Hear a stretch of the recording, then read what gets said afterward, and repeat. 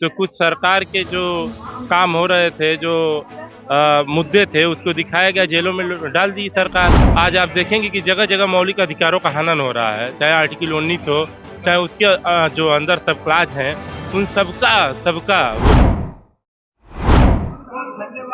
नमस्कार। आज संविधान के निर्माता, संविधान के रचयिता डॉक्टर भीमराव अंबेडकर की जयंती है और इस उपलक्ष्य पे जगह जगह लगातार प्रोग्राम हो रहे हैं। संविधान की बात की जा रही है, संवाद किया जा रहा है कि किस तरीके से वर्तमान समय में जो संविधान है, कॉन्स्टिट्यूशन है, उसकी धज्जियां उड़ रही है और किस तरीके से जो देश के नागरिक है उनका नुकसान संविधान अगर नहीं होता है तो होगा। तमाम मुद्दों पर बात हो रही है। फिलहाल आप मेरे पीछे देख सकते हैं कि डरो मत, संविधान अभी जिंदा है।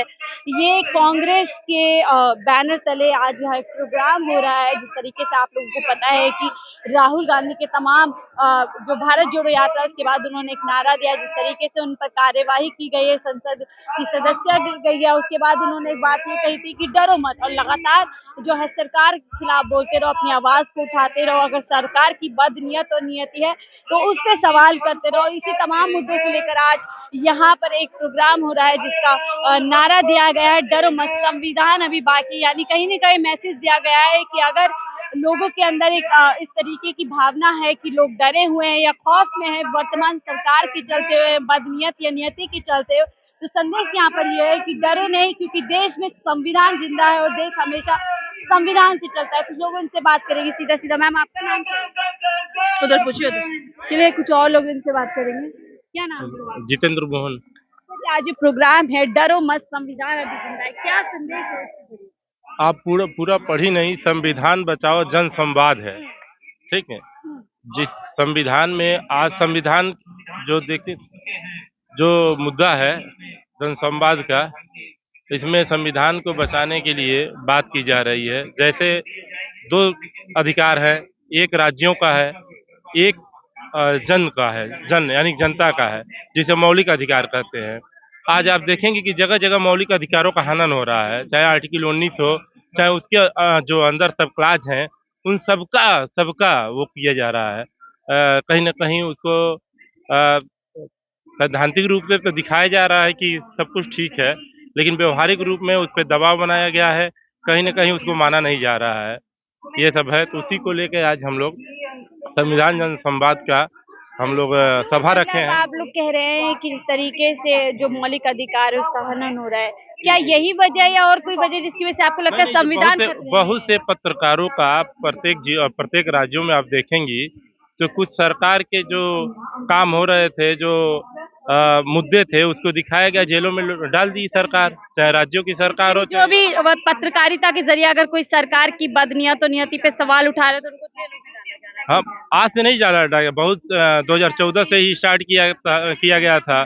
बहुत सारे पत्रकार अब मुद्दा उठा नहीं। आप जाइए कभी जिला अस्पतालों का हाल दिखा दीजिए, चाहे उत्तर प्रदेश हो, चाहे मध्य प्रदेश हो, जहां इनकी सरकारें हैं, तब आपको मालूम होगा कि आप पे कितना दबाव है, कितना आप स्वतंत्र हैं।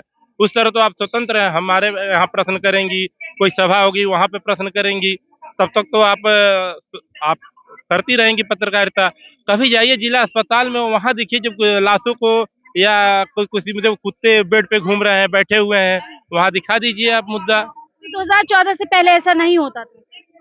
लगातार आप लोगों पे आरोप लगाते हैं कि देखिए इमरजेंसी भी तो उसी राज्य में हुई थी ना, जहाँ पर तमाम लोगों की आवाज। मैं नहीं, बहुत सारे पत्रकारों से भी आप बात करेंगी तब भी यही मुद्दे आएंगे कि हाँ आज हम लोग दबाव में। क्या आपको दबाव नहीं महसूस करता हो रहा है? नहीं महसूस होता है तो जाइए आप रेलवे स्टेशनों का हाल दिखाइए, अस्पतालों को दिखाइए, जो इनके योजना है आरटीआई एक्ट से निकालिए और देखिए कि कितने कितने घोटाले हो रहे हैं, क्या हो रहे हैं, कहाँ तोड़ा जा रहा है, फिर बनाया जा रहा है, फिर तोड़ा जा रहा है। आप उठाइए तो मुद्दे को, इनसे थोड़ा प्रश्न करके देख लीजिए, प्रश्न करके इनसे आप देख लीजिए, सरकार से प्रश्न कर लीजिए, उनके मंत्रियों से कर लीजिए, छोड़िए उनके विधायकों से ही कर लीजिए, गाँव गाँव के मुद्दे भी उठा के आप दिखा दीजिए। आप दिखा के फिर देखिएगा आप कितनी स्वतंत्र हैं। मैं तो मुद्दा उठाता हूँ, आप ही लोगों का मुद्दा उठाते, पूरे जनता की मुद्दा उठाया जा रहा है कि क्या क्या स्थिति है।